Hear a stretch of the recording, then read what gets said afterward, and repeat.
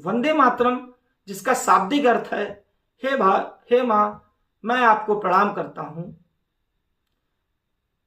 इस गीत की रचना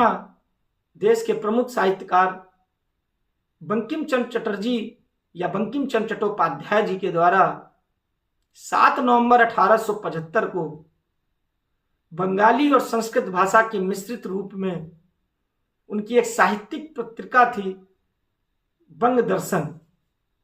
उसके द्वारा किया गया, जिसकी पुष्टि 16 अप्रैल 1907 को अरविंदो घोष जी के द्वारा, जो विपिन चंद्रपाल जी के द्वारा वंदे मातरम साहित्यिक दैनिक अखबार पत्र किया गया, उस पर पुष्टि भी की गई है। बंकिम चंद्र चट्टोपाध्याय की इस रचना का अगला चरण उनके ही प्रसिद्ध उपन्यास आनंद मठ में 1882 को शामिल किया गया। यह उपन्यास 18वीं सदी के सन्यासी विद्रोह पर आधारित था,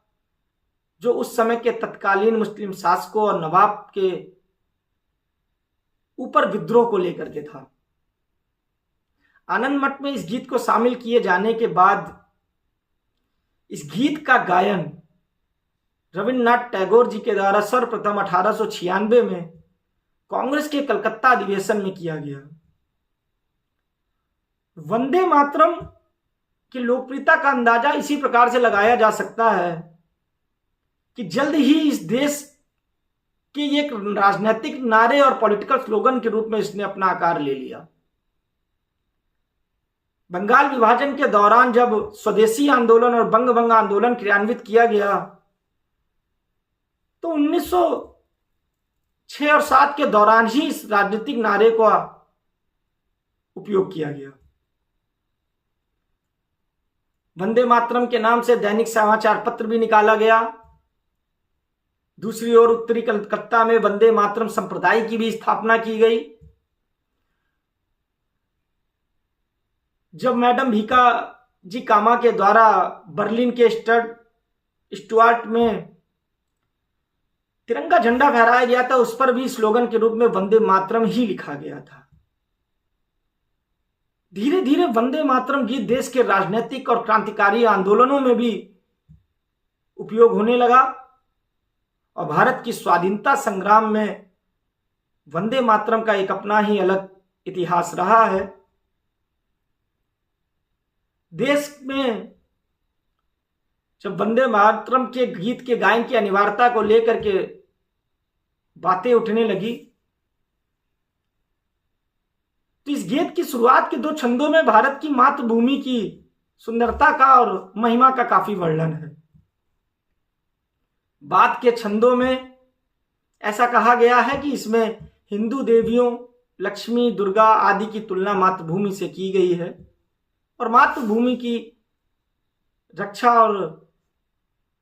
संकल्पता के लिए इस पे बल दिया गया है।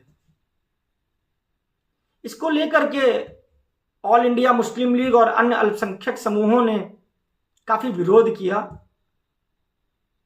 कि ये गीत के सभी छंद गाना उनके धार्मिक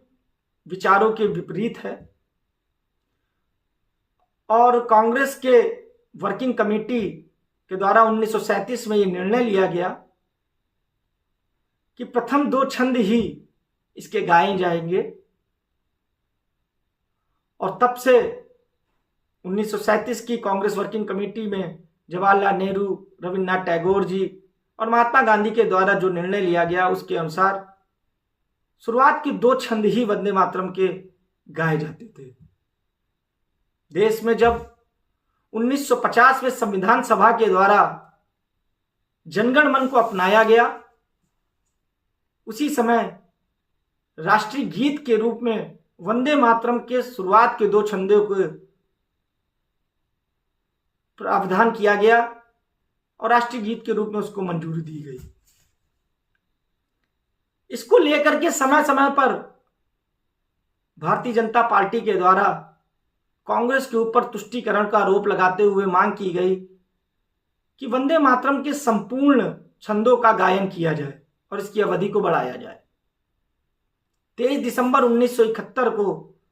नेशनल ऑनर एक्ट 1971 जब पारित किया गया तो उसके तहत राष्ट्रीय ध्वज, नेशनल फ्लैग, नेशनल एंथम, राष्ट्रगान और भारत के संविधान को एक प्रोटेक्शन दिया गया, एक सिक्योरिटी दी गई कि इसके अपमान को करने के लिए सजा का प्रावधान किया गया। लेकिन उस समय वंदे मातरम को शामिल नहीं किया गया। जब कांग्रेस पार्टी से इस बात में बात की जाती है तो उनका कहना था कि भारत के स्वाधीनता आंदोलनों के समय में एक ऐसे गीत की अनिवार्यता को लेकर के बात होती थी कि सभी धार्मिक समूहों को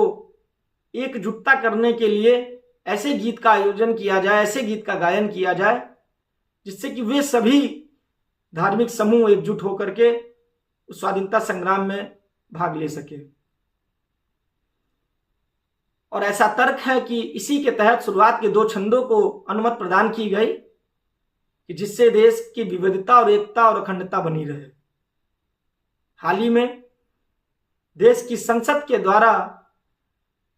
prevention of insults national honour act 2026, जिसको नेशनल ऑनर एक्ट 1971 में संशोधन किया गया, उसकी सेक्शन 3 में यह प्रावधान किया गया है कि नेशनल फ्लैग, राष्ट्रध्वज, राष्ट्रगान, नेशनल एंथम और कॉन्स्टिट्यूशन ऑफ इंडिया के साथ साथ राष्ट्रगीत वंदे मातरम को भी सिक्योरिटी और प्रोटेक्शन दिया जाएगा और इसके गायन की अवधि को भी बढ़ा करके संपूर्ण गायन अर्थात संपूर्ण छंदों को गाने का नियम निर्धारित किया गया। उसी के तहत आज देश के इतिहास के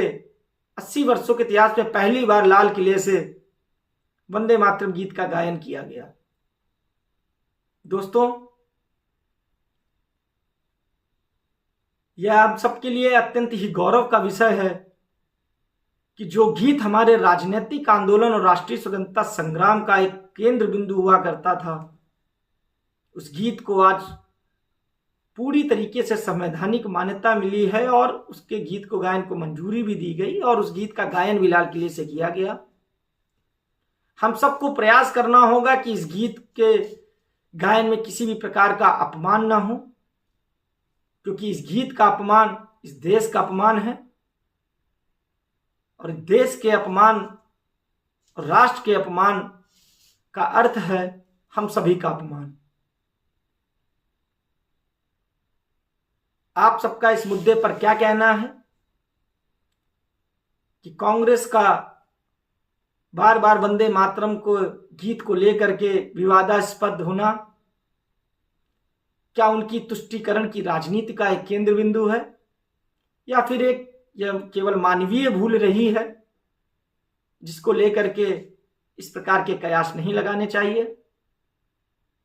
आप अपनी राय कमेंट और मैसेज के माध्यम से हम सबको दे सकते हैं। एक बार फिर से आप सभी को देश के स्वाधीनता दिवस की बहुत बहुत हार्दिक शुभकामनाएं। मिलते हैं एक नई चर्चा के साथ, तब तक के लिए नमस्कार।